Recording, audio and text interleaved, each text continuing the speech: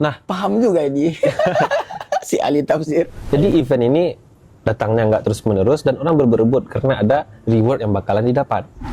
Saya ini penggemar sepak bola, apalagi Semen Padang. Oke. Tapi saya imamnya. Kenapa nggak dari dulu nih para guru agama menjelaskan kayak gini? Jadi kan seru nih agama.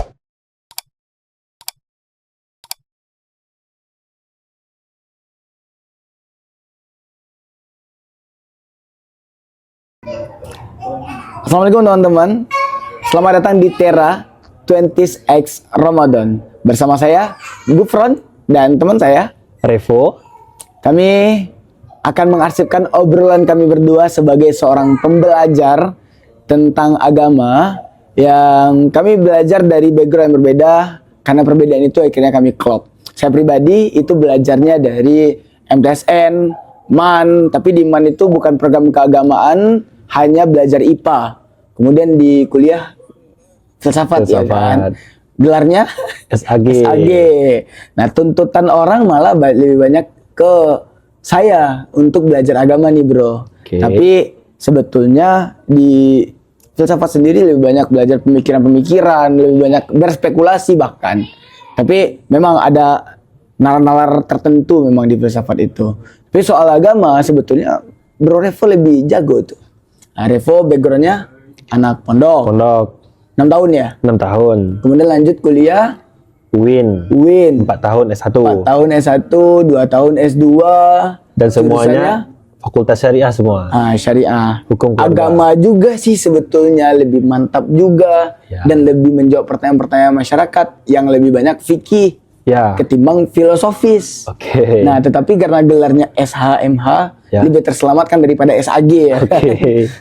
Nah, tapi Revo ini juga kredibel bukan hanya dari kuliahnya, tapi juga karena aktivitas di luar kuliah, yaitu fokus di MTQ cabang Tafsir bahasa Inggris. tafsir bahasa Inggris. Alhamdulillah kemarin juara Alhamdulillah 1. 1 Sumbar setelah perjuangan 3 kali ya. Tiga artinya edisi. 3 edisi, Ya. 3 edisi 4 tahun, 6 tahunan lah itu ya. 2021, 2023, 2025. Tuh luar biasa perjuangannya, tapi akhirnya menang juga, Bro. Coba deh, Bro, ceritain gimana sampai ke titik ini. Alhamdulillah nih.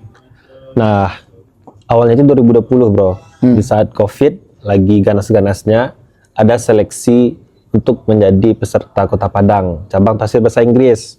Nah, ketika itu saya nggak tahu nih, ini lomba cabang apa itu, caranya gimana. Cuman yang jelas setelah saya pelajari harus nguasain 3 hal minimal. 1, Hafal Al-Quran. Yang kedua, mampu baca literasi berbahasa Arab, kitab-kitab fikih klasik. Dan yang terakhir, bahasa Inggris. Oke. Nah, tentu saya baca-baca kekuatan dong. Itu berat semua. Iya. Hafal Quran, Al-Quran, bahasa Inggris, tafsir lagi, Tafsir kitab tadi. Nah, yang saya bisa itu cuma di hafalan, tafsir tipis-tipis, 0 English. Nah, itulah kenapa selama itu, Bro Gufron. Dari 2020 belajar bahasa Inggris dari basic sekali, dilanjutkan beberapa edisi provinsi, puncaknya kemarin 2025 ya, bulan Desember, dikasih kesempatan untuk juara 1. 4 tahun itu udah kayak kuliah. Benar. Kuliah S1 ya. Iya. Oke. Nah, kan Bro adalah orang yang suka menyendiri nih. Dari perkenalan kita sejak 2021 ya. Iya. Nah, Bro suka menyendiri, tapi akhirnya tiba-tiba juara. Oke. Coba, apa sih Bro, kita mau Ramadan nih. Iya. Ramadan nih kan bisa menjadi penyendiri, waktu menyendiri juga bagi kita. Oke. Karena waktu-waktu malam misalnya itu lebih banyak bisa kita gunakan ibadah lah, menyendirilah gitu. Apa Bro? Korelasi dari Bro yang suka menyendiri dengan Ramadan misalnya gitu. Oke.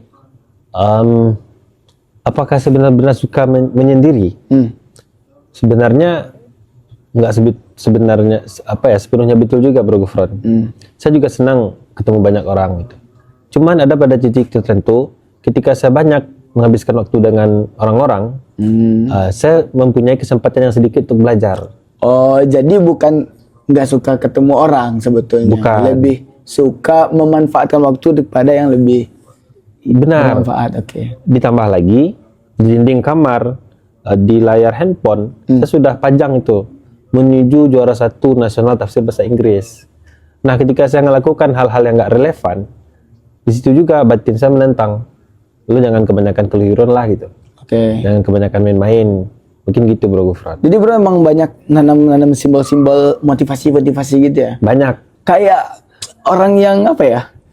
Dapat seminar motivasi disuruh tulis ini. Itu betul-betul berpraktekin. Saya korban motivasi gitu Oh, Bro. gitu. Tapi berhasil justru ya. Jadi saya nggak jadi korban dong. Oh iya, justru berhasil. Ya? Berhasil. Kan kebanyakan orang denial tuh dengan yang kayak Motivasi gitu. gitu. 3 tahun saya di pondok dan pimpinannya seorang trainer motivator. Oh. Mungkin kebiasaan seperti itu Bro Gufron. Oh, didikan itu akhirnya berhasil ya. Berhasil. Dan itu yang membuat bro bisa menahan diri keluar dari zona pertemanan yang gak terlalu penting-penting banget gitu ya. Nah, ini kan kita mau masuk Ramadan nih. Oke. Atau ini udah Ramadan itu sendiri nih. Ya. Apa bro kira-kira pelajaran yang bisa kita ambil selama Ramadan yang 30 hari ini? Tadi Bro Gufron kan ada keywordnya tuh, menahan. Soal imsak tadi kan. Memang Ramadan mengajarkan kita untuk menahan diri dari apa saja yang membuat kita membatalkan puasa. Ya. Secara umum, makan, minum, aktivitas suami istri, kemudian juga pokoknya memasukkan apapun ke dalam rongga tubuh kita. Oke. Nah, cuman itu kan dalam hal fikih ya. Tapi secara kebatinan, intinya puasa itu memang kita mampu menahan diri untuk tetap stay pada apa yang diinginkan oleh Allah. Ini kan event tahunan nih Bro Gufron. Hanya sekali setahun. Event tahunan gak tuh? Event tahunan. Emang Gen Z banget ya bahasanya. Nah, sekali setahun dan satu event ini 30 hari kayak Bro Gufron tadi. Nah, menarik nih soal 30 hari ini. Menurut Bro Gufron apakah selalu 30 hari? Enggak sih, kebanyakan enggak sih harusnya ya kan? Enggak kan? Iya kan bulan Syamsiah sama Qamariyah itu beda ya. Beda Kalau sistem. yang Masehi itu biasanya 30 atau 31 hari. Ya, Kalau Qamariyah 29 atau 30. Nah, itu sistem dalam Islam ini memang seperti itu dan ada satu fakta menarik. Sebagaimana disampaikan oleh Firdaus Yahya Bro Gufron. sudah saya. Dia dari Singapura. Beliau. Oh, Singapura. Beliau di Singapura, aktif di Darul Hufaz Learning Center. Jadi, dari hasil telaahan beliau, Nabi Muhammad itu pertama kali puasa Bro Gufron ingat nggak? Tahun berapa Hijriah? Berapa tuh? 2 Hijriah. Oh, habis hijrah ya. Ya, 2 Hijriah itu sampai 10 Hijriah. 11 Hijriah beliau nggak kesampaian Ramadan. Berarti 9 edisi. Nah, dari 9 itu, ternyata 5 diantaranya, Nabi itu puasanya 29 hari. Oke. 2 edisi, itu 29 hari, dan 2 lagi belum terdeteksi oleh sejarah. Artinya apa? Berarti the vast majority, atau secara mayoritas, Nabi Muhammad itu puasanya bersama sahabatnya 29 hari. Oke. Jadi maksud ayyam ma'dudat itu Hari-hari yang ditentukan. ya. Nah, kayak yang Bung Gufron tanyakan tadi, dia nggak tepat juga 30 hari kan?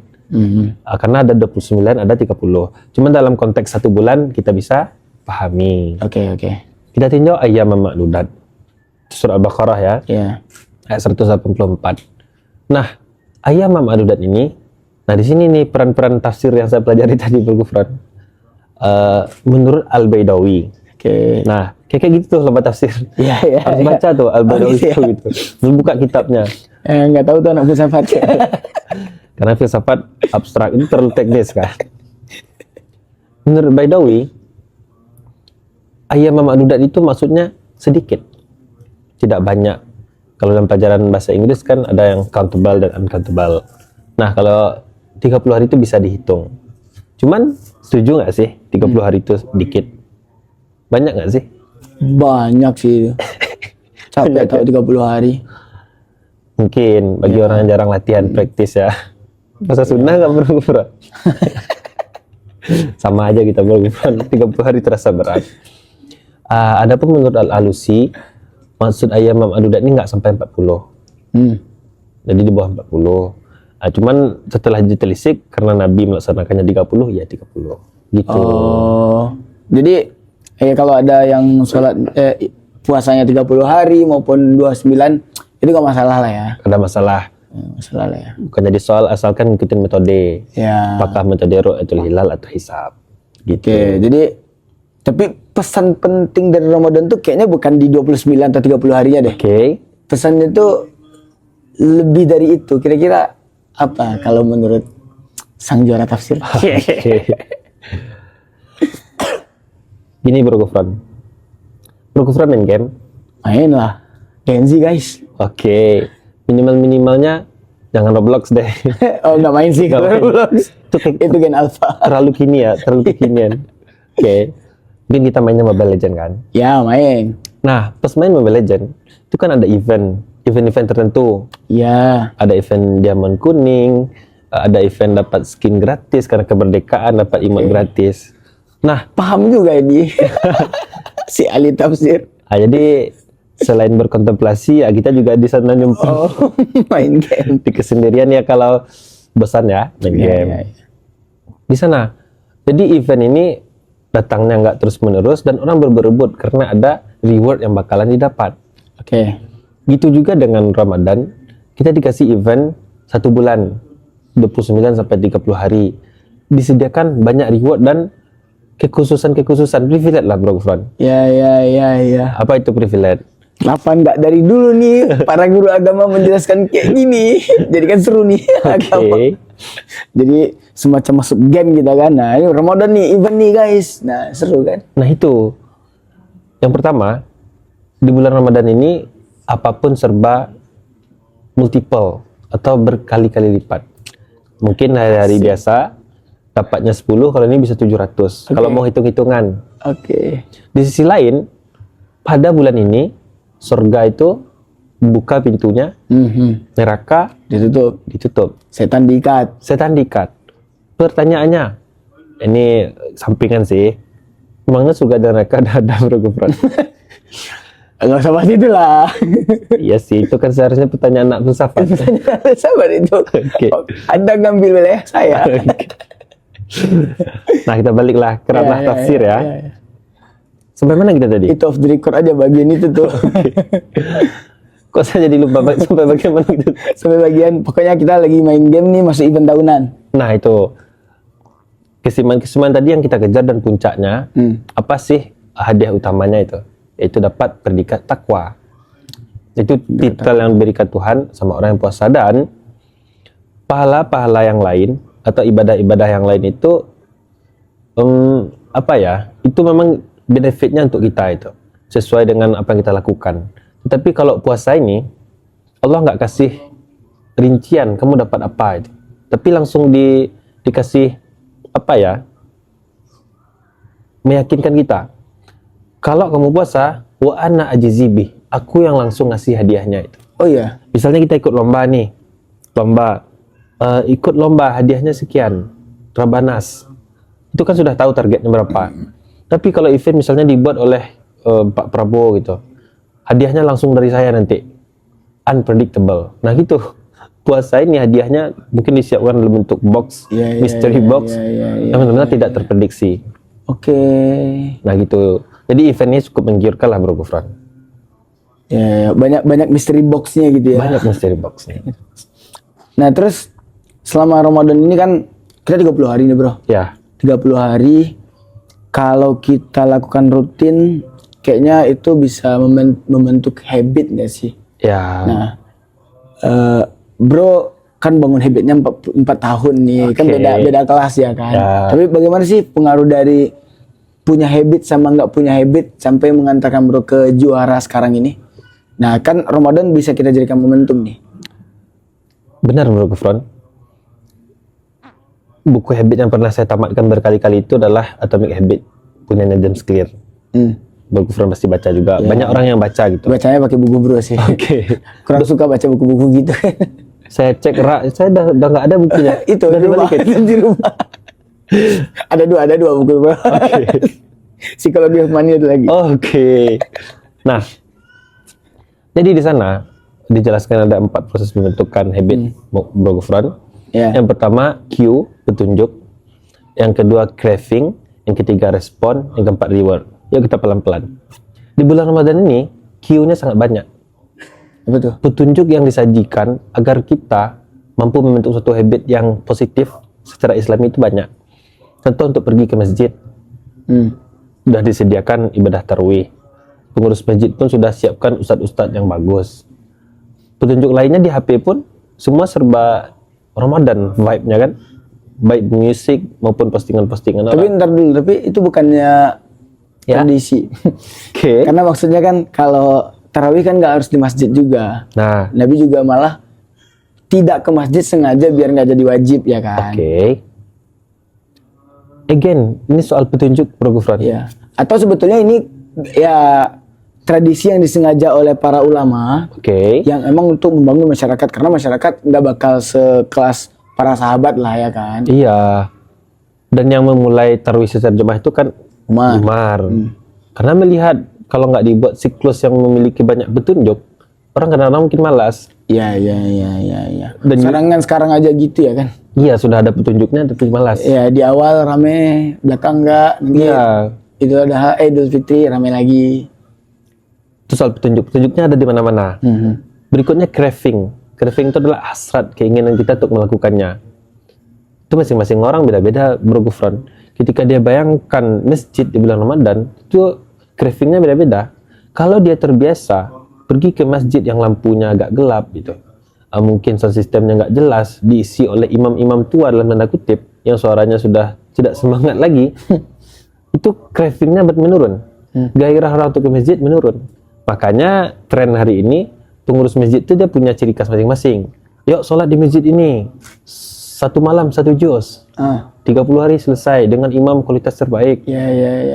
Nah, jadi craving orang meningkat. Atau disediakan sahur gratis, Ini seru tuh. berbuka gratis. Mahasiswa banyak tuh. Meningkat cravingnya kan. Iya. Karena craving yang mendapatkan takwa itu nggak bisa instan, Bro Gufron. Oh, saya yakin pergi ke masjid dapat takwa terlalu abstrak. Palingnya mereka dapatkan ya pokoknya adalah reward yang jelas itu. Baru setelah ada hasrat, baru tindakan bermulai. Apa yang akan mereka pilih? Di saat orang tarawih, kebetulan ada juga semen Padang main, Iya. itu harus memilih. Nah tuh. Kemarin pernah ditanya kan, dianggapnya ustadz nih. Ya, Ditanya, Bang, apa sih Bang hukumnya nanti di bulan Ramadan? oke. Kita mau nonton semen Padang, tapi di jam tarawih nih Bang. Apa nih hukumnya Bang? Harus tarawih atau nonton semen Padang Bang? Lah gimana ya kan? Itu Ditanya bisa jawab, tapi takut. Aduh, ini setelan anak filsafat mau jawab nih. Oke. Nah, coba, mending revo aja nanti kita forward ke teman kita itu. Ada. saya coba jawab, Ya. tapi entahlah ya, apakah ini jawaban fikih banget Oke. atau malah filsafat itu. Oh, oke. Tapi yang jelas bukan fatwa ya. Kita clear dulu nih, bukan Oke, fatwa. ini fatwa ya. Bukan fatwa. Bukan fatwa. Kalau kejadian seperti itu, Bro Gufron, ada yang ngajak saya, yuk nonton semen Padang. Mau nggak Bro? Saya akan jawab, saya ini penggemar sepak bola, apalagi semen Padang. Oke. Tapi saya imamnya. Jadi bukan bicara hukum nih. Iya. Bicara tanggung jawab justru. Tanggung ya. jawab. Oke. Boleh saja kan, kita ikut nonton semen Padang habis tarawih kan. Oh ya, boleh ya. Iya. Kan tarawih nggak? Ya tarawih sepanjang sampai Sampai subuh. sahur harusnya Iya. kan? Iya. Nah, baru yang terakhir reward. Jadi seseorang tuh habitnya akan terbentuk tuh kalau dia mendapatkan petunjuk, ada gairah yang terbentuk, dia respon, dan ada rasa reward satisfied. Jadi dopamin meningkat itu ketika fase craving, Bro Gufron. Dopaminnya meningkat, dia menunggu reward. Apa sih reward yang akan dia dapatkan?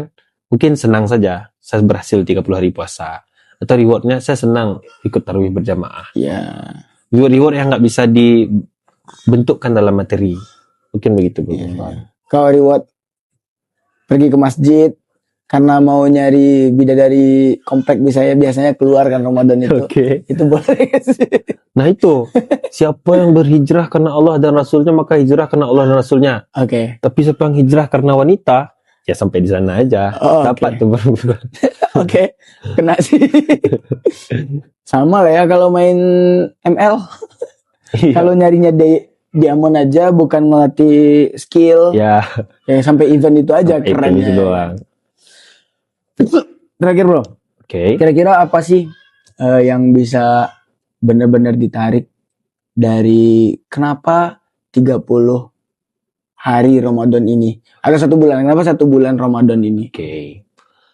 Mungkin kita akan coba menemukan banyak jawaban Bro Gufron. Ya, Kita akan bilang ini habit, habit ya kan? atau ini proporsi yang adil. 1 tahun diminta 1 bulan masa nggak mau? Ya, Si adil ya ini. Gitu. kan? Cuman jawaban finalnya sih kenapa 30 hari? Karena ini sifatnya ta'abudi Bro Gufron. Budi. Jadi istilahnya itu kalau dalam istilah fikih nih ada ta'abudi, ada ta'akuli. Ada yang benar-benar kita diminta kepatuhan, ada yang kita boleh deh main akal gitu. Ya. Kalau sebenarnya filsafat tak kuli terus nih. Ta'akuli terus. Teks belakangan ya. Konteks dulu. Konteks dulu nih. Masuk akal nggak nih? Oke. Gitu Bro Gufron. Oh, berarti emang tak budi aja ya? Ya, kenapa 30 hari? Seperti kenapa Ka'bah itu bentuknya seperti itu. Kenapa sholat itu hitungannya 2, 4, 4, 3, 4. Itu memang sudah hak prerogatifnya Tuhan. Ya. Kita nggak terlalu bisa komen lah. Terus ini bro, kan biasanya kalau Ramadan itu banyak nih yang tiba-tiba soleh dadakan, tiba-tiba atau solehnya selama Ramadan aja, setelah Oke. itu enggak. Nah itu mau ditanyakan juga sih, tapi mungkin di next berikutnya Di next lah ya. Di next lah ya. Oke. Kita obrolkan. Oke teman-teman, itulah Revo. Semoga kita bisa ngobrol lebih panjang lagi untuk menemani kita selama bulan Ramadan. Ini adalah konten yang dibuat untuk mengarsipkan obrolan kami berdua, tapi syukur-syukur bisa berguna nih bagi teman-teman yang di usia 20-an juga. Terima kasih, sampai jumpa. Saya Gufron. Dan saya Revo. Kami sampai jumpa lagi udah. Assalamualaikum.